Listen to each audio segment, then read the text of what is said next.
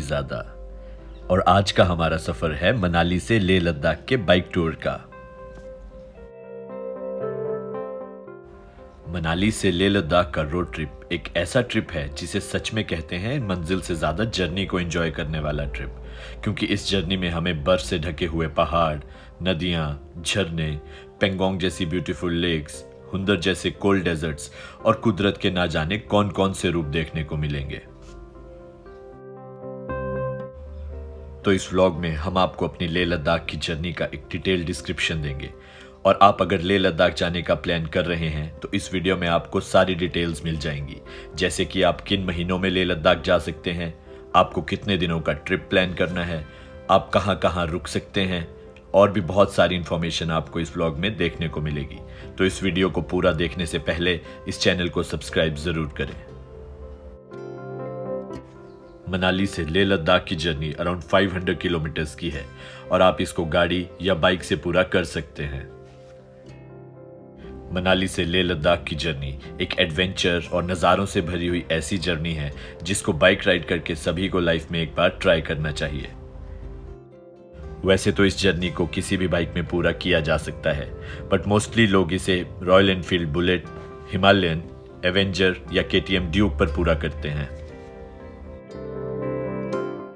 अगर आप भी मनाली से लेह बाइक रेंट करके जाना चाहते हैं तो इस वीडियो में दिए गए नंबर पर कांटेक्ट करके आप मनाली से बाइक रेंट पर ले सकते हैं।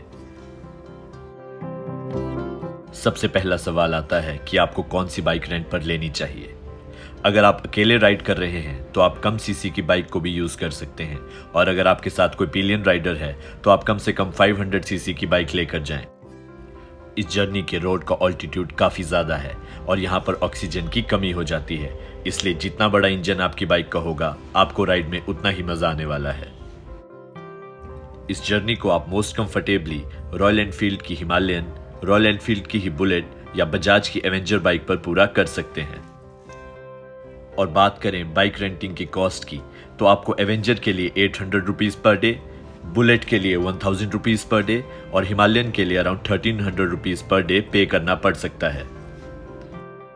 और जब भी आप बाइक रेंट पर लें, आप इंश्योर कर लें कि आप हेलमेट्स, लगेज कैरियर्स और बंजी रोप्स अपनी बाइक रेंट शॉप से पहले से ही लेकर चलें।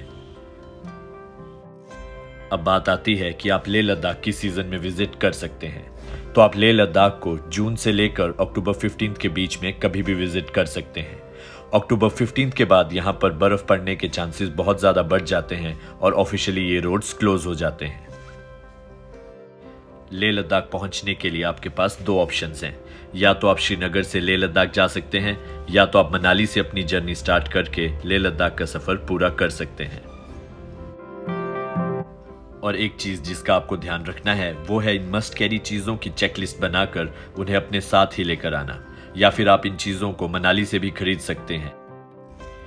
इस चेकलिस्ट में आपको वार्म जैकेट और fleece jacket, wind cheater, raincoat और पावर बैंक डालना है। इस जर्नी में क्योंकि आपको बहुत सारे छोटे बड़े नालों को क्रॉस भी करना है, इसलिए आपके पास एक पेयर ऑफ वाटरप्रूफ शूज भी होने चाहिए। और क्योंकि पहाड़ों में मौसम बदलने के लिए देर नहीं लगती, इसलिए अपने कपड़े डालने के लिए आपके पास एक वाटरप्रूफ बैग भी होना चाहिए। मनाली से अपनी जर्नी स्टार्ट करने के बाद हमें कुछ एक परमिट्स की ज़रूरत पड़ेगी, तो पहले मैं आपको उन परमिट्स के बारे में बता देता हूँ। सबसे पहला परमिट आपको रोहतांग पास क्रॉस करने के लिए लेना होगा, जिसको कि आप ऑनलाइन या एसडीएम ऑफिस मनाली से ऑब्टेन कर सकते हैं। रोहतांग पास क्रॉस करके हम पहुंचते हैं सिस्सू, और सिस्सू पहुंचने का दूसरा ऑप्शन है अटल रोहतांग टनल के थ्रू आना। रोहतांग टनल 10,000 फीट के एलिवेशन के ऊपर बनी हुई वर्ल्ड की लॉन्गेस्ट टनल है। रोहतांग पास के परमिट के अलावा आपको लेह घूमने के लिए भी एक परमिट लेना पड़ता है, जो कि आप ऑनलाइन भी ऑब्टेन कर सकते हैं या डीसी ऑफिस लेह से भी ले सकते हैं। इस परमिट की कॉस्ट अराउंड 750 रुपीज़ पर पर्सन रहेगी, और पेंगोंग लेक से लेकर नुब्रा वैली घूमने की परमिशन आप इस परमिट के थ्रू ले सकते हैं। मनाली में बाइक रेंट करके आप पहले दिन मनाली में ही रुक सकते हैं और माउंटेन बाइक राइडिंग से एक्लेमेटाइज हो सकते हैं। अब डिस्कस करते हैं कि आपको अपना डे वाइज ट्रिप कैसे प्लान करना चाहिए और हर दिन आपको कितने किलोमीटर्स ड्राइव करना चाहिए। मनाली से अपनी जर्नी स्टार्ट करने के बाद आप फर्स्ट डे जिस्पा तक जा सकते हैं और जिस्पा में एक नाइट स्पेंड करके अपनी जर्नी आगे कंटिन्यू कर सकते हैं। जिस्पा में आपको कैंपिंग, कॉटेज और होटल स्टे के ऑप्शंस मिल जाएंगे। और फर्स्ट डे जब आप मनाली से जिस्पा राइड कर रहे होंगे तो तांदी नाम की जगह पे आपको एक पेट्रोल पंप मिलेगा। इस पेट्रोल पंप पर आप अपनी बाइक्स के टैंक फुल करवा सकते हैं, क्योंकि मनाली से ले के रूट पर यह आपको लास्ट पेट्रोल पंप मिलेगा। और सजेस्टेबल ये है कि आप 10 लीटर्स के जेरी कैन में स्पेयर पेट्रोल कैरी करके चलें। अगर आप इस जर्नी पर जाते हैं तो आप अपनी बाइक का पंचर किट भी साथ में डाल सकते हैं। और अगर आपको कोई भी दिक्कत आती है तो हिमाचल और लद्दाख के लोग इतने अच्छे हैं कि वो आपकी हेल्प करने से पहले 2 बार बिल्कुल नहीं सोचते। जून से अक्टूबर के मंथ में मनाली से लेह लद्दाख के लिए बहुत ज़्यादा एक्सपीडिशंस भी जाती हैं। और इसका एक फ़ायदा आपके लिए ये भी हो सकता है कि अगर आपकी बाइक में कोई भी दिक्कत आ जाए तो इन एक्सपीडिशंस में एक्सपर्ट मैकेनिक्स भी होते हैं जो आपकी हेल्प कर सकते हैं। लद्दाख वर्ड का लिटररी मीनिंग है the land of high passes, और ये सच में है भी, क्योंकि यहाँ पर बारालाचा पास, तंगलंगला पास, खरदुंगला पास और ना जाने कौन कौन से इतने ऊंचे ऊंचे पास हैं। और आप भी जब इन पासिस को क्रॉस करें तो एडवाइजेबल ये है कि आधे घंटे से ज़्यादा यहाँ पर ना रुकें, क्योंकि इन पासिस की इतनी हाई एलिवेशन होने के कारण यहाँ पर ऑक्सीजन की कमी हो सकती है और आपको हाई ऑल्टीट्यूड सिकनेस का खतरा भी हो सकता है। इसलिए यहाँ पर ज़्यादा देर ना रुकें और अपनी जर्नी को आगे कंटिन्यू रखें। थर्ड डे जिस्पा से अपनी जर्नी स्टार्ट करने के बाद आप सरचू या पांग, इन दोनों में से किसी भी लोकेशन पर रुक सकते हैं। सरचू पहुंचने तक हम हिमाचल प्रदेश में राइड कर रहे होते हैं और सरचू क्रॉस करते ही हम यूनियन टेरिटरी ऑफ लद्दाख में एंटर कर जाते हैं। जिस्पा तक आपके पास जियो और एयरटेल 4G की दोनों पोस्टपेड और प्रीपेड सिम्स का बहुत अच्छा नेटवर्क कनेक्शन देखने को मिलेगा। बट जिस्पा क्रॉस करने के बाद आपको थोड़े बहुत नेटवर्क इश्यूज फेस करने को मिल सकते हैं। और लद्दाख के रीजन में एंटर करने के बाद आपके पास 2 ही ऑप्शंस रह जाते हैं, या तो आपके पास BSNL की पोस्टपेड सिम होनी चाहिए या आपके पास एयरटेल की पोस्टपेड सिम होनी चाहिए। जहां पर भी आप रुकें वहां पर इंश्योर कर लें कि आप अपने वीडियोग्राफी और फोटोग्राफी गियर्स को पूरी तरह से चार्ज कर लें, क्योंकि रास्ते में इतने अच्छे अच्छे नज़ारे आएंगे कि आप उन मोमेंट्स को कैप्चर ज़रूर करना चाहेंगे। अगर आपके पास भी ड्रोन है और आप ड्रोन से वीडियो शूटिंग करते हैं तो यहाँ पर इंश्योर कर लें कि आपके पास प्रॉपर परमिशंस हो, क्योंकि ये एक बॉर्डर रीजन है और सिक्योरिटी पॉइंट ऑफ व्यू से यहाँ पर ड्रोन्स उड़ाने के लिए हमें प्रायर परमिशन चाहिए होती है। इस रास्ते में क्योंकि ज़्यादा ATM मशीन्स नहीं हैं और सभी लोग डिजिटल पेमेंट्स एक्सेप्ट नहीं करते, इसीलिए एडवाइजेबल ये है कि अपनी जर्नी के खर्चे के लिए कैश साथ में कैरी करके ज़रूर चलें। और अब बात करें इस ट्रिप के बजट की, तो एक हफ्ते से 10 दिन के राउंड ट्रिप का बजट आपको 25 से 30 हज़ार रुपये पर पर्सन पड़ेगा, जिसमें कि आप नुब्रा, पेंगोंग और लेह लद्दाख की बहुत सारी साइट सीइंग प्लेसेस को कवर कर सकते हैं। इस 25 से 30 हज़ार रुपए के बजट में आपका बाइक रेंट का टैरिफ भी इंक्लूडेड है, जो कि रहता है अराउंड 8,000 से 12,000 रुपए के बीच में। और अगर आप अपनी बाइक लेकर आ रहे हैं तो आप इस खर्चे को निगलेक्ट कर सकते हैं। और दूसरा खर्चा होता है पेट्रोल का, जो कि आप स्पेयर पेट्रोल कैरी करके भी 5,000 रुपए के अंडर कवर कर सकते हैं। और तीसरा खर्चा है हमारी जर्नी के दौरान स्टेज का। स्टेज का बजट एक ऐसा बजट है जो कि हर कोई अपने बजट के हिसाब से प्लान कर सकता है और ये टोटली फ्लेक्सिबल है। बट 7 से 8,000 रुपीज़ आपको स्पेयर रख के चलने हैं नीट एंड क्लीन और अच्छे रूम्स के लिए। और चौथा खर्चा हमारा रहेगा फूड का, जिसके लिए हमें अराउंड 3 to 4,000 रुपीज़ स्पेयर रखने पड़ेंगे।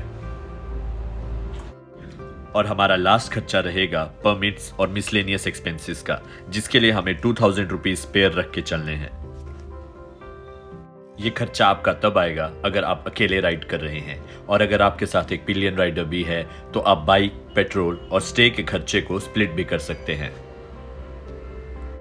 और थर्ड डे सरचू से अपनी जर्नी स्टार्ट करने के बाद हम इवनिंग तक पहुंच जाएंगे लेह सिटी। और लेह पहुंचने के बाद सबसे पहला काम जो हमें करना है वो है परमिट्स ऑब्टेन करने का। हमें नुब्रा वैली और पेंगोंग लेक घूमने के लिए परमिट्स लेने पड़ते हैं, जो कि हम साइबर कैफे या किसी टूर एजेंट के पास जाकर अप्लाई कर सकते हैं। और अगर बात करें लेह लद्दाख और उसके आसपास की जगहों के घूमने की, तो फर्स्ट डे आप लेह सिटी में रहकर ही खुद को एक्लिमेटाइज कर सकते हैं। लेह सिटी घूमने के साथ साथ आप लेह सिटी के आसपास जो फेमस मोनेस्ट्रीज हैं उनको भी सेम डे में विजिट कर सकते हैं, और साथ ही में आप मैग्नेटिक हिल भी कवर कर सकते हैं। अपनी लेह लद्दाख की एक्सप्लोरेशन के सेकंड दिन आप पहुंचेंगे खरदुंगला पास। खरदुंगला पास वर्ल्ड का मोस्ट हाईएस्ट मोटरेबल पास है। खरदुंगला पास क्रॉस करके आप पहुंचेंगे हुंदर या नुब्रा वैली, जहां पे आपको डबल हम्प कैमल भी देखने को मिलेंगे। लद्दाख रीजन में आपको व्हाइट सैंड ड्यून्स एक ही जगह देखने को मिलेंगे, जो कि है नुब्रा वैली। और यहाँ पर स्टे के भी बहुत सारे ऑप्शंस हैं, इसलिए यहाँ पर एक रात का स्टे तो बनता है। एक रात हुंदर में रुकने के बाद और डबल हम्प कैमल की राइड लेने के बाद आप नेक्स्ट डेस्टिनेशन के लिए निकल सकते हैं, जो कि होगी पेंगोंग लेक। पेंगोंग लेक को हम सब ने 3 इडियट्स मूवी में तो देखा ही है, और पेंगोंग के डीप ब्लू वाटर्स के सामने हम बहुत सारी इंस्टाग्राम वर्दी पिक्चर्स क्लिक कर सकते हैं। और ये जगह इतनी खूबसूरत है कि यहाँ पर एक रात स्पेंड करना तो बनता ही है। खूबसूरत पेंगोंग लेक को देखने के बाद नेक्स्ट डे हम ले सिटी वापस आ सकते हैं, जिसके लिए हमारे पास 2 ऑप्शंस हैं। एक तो है खरदुंगला पास होते हुए आना और दूसरा है चांगला होते हुए आना। चांगला पास का रोड एक थोड़ा लेस ट्रेवल्ड रोड है और इसे वर्ल्ड के मोस्ट डेंजरस पासेस में भी गिना जाता है। तो इसके साथ हमारी लद्दाख की साइट सीइंग भी कंप्लीट हो जाती है और अब हम वापसी का सफर शुरू कर सकते हैं। लेह से या तो हम सेम रूट फॉलो करके मनाली आ सकते हैं या फिर कारगिल द्रास होते हुए श्रीनगर से भी एग्जिट ले सकते हैं। अपने लद्दाख ट्रिप की प्लानिंग से रिलेटेड अगर कोई भी क्वेरी अभी भी आपके माइंड में रह गई है तो आप इस वीडियो में कमेंट करके भी क्वेश्चन पूछ सकते हैं या फिर इस वीडियो के डिस्क्रिप्शन बॉक्स में दिए गए नंबर पर भी कॉन्टैक्ट कर सकते हैं।